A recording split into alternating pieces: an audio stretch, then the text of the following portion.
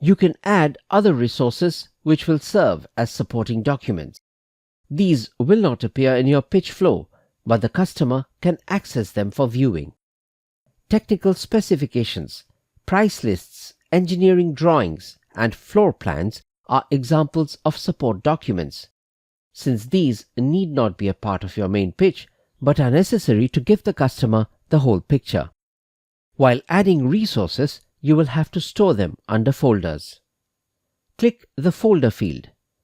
You can create a new folder by typing a new name and clicking plus, or you can choose an existing folder from the drop-down.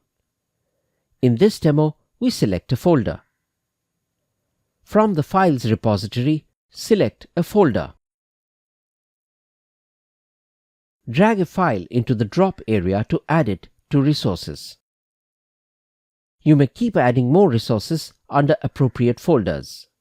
Once done, click Next.